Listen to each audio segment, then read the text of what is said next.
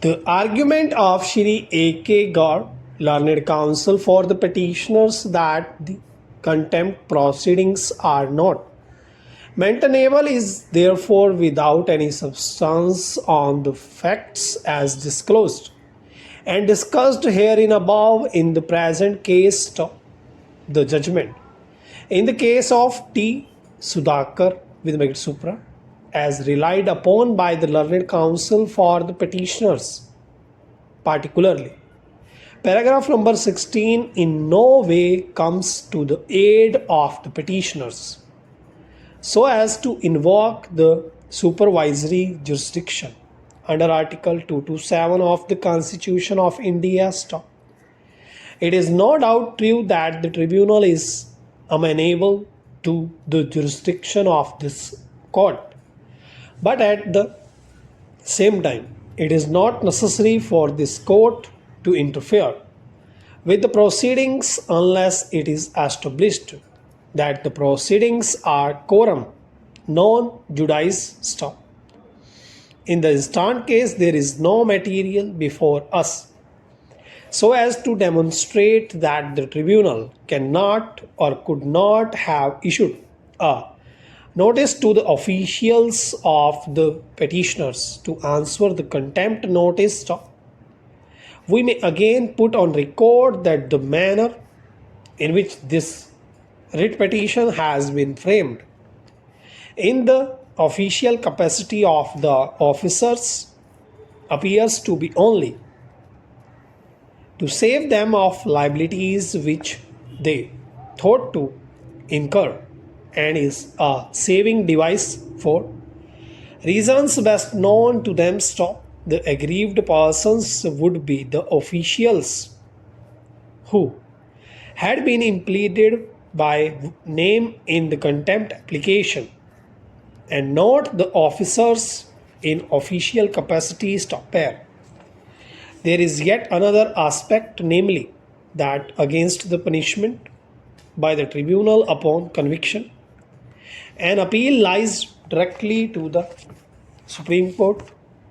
and in such circumstances to entertain a writ petition would be not in conformity with the scheme of the Contempt of Courts Act 1971, read with Section 17 of the Administrative Tribunals Act 1985, unless the proceedings are patently without jurisdiction or are otherwise ultra vires the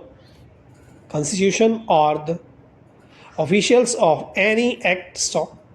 A writ petition may lie against an order of the tribunal refusing to issue notices for contempt as held by the apex court.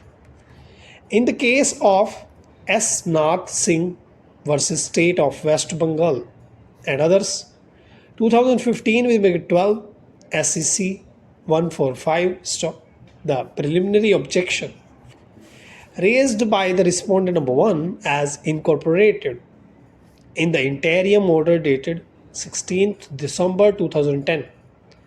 had not been answered in the said order, nor have we been able to find any argument on behalf of the petitioners that may dislodge the preliminary objection raised by the respondents. Further, as observed herein above, once the tribunal itself had issued directions on 22/1/2008 for ensuring the orders for compliance in the contempt to jurisdiction and leaving it open to the respondent number 1 to file a fresh contempt application in the event of non-compliance.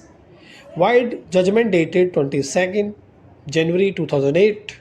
we see no reason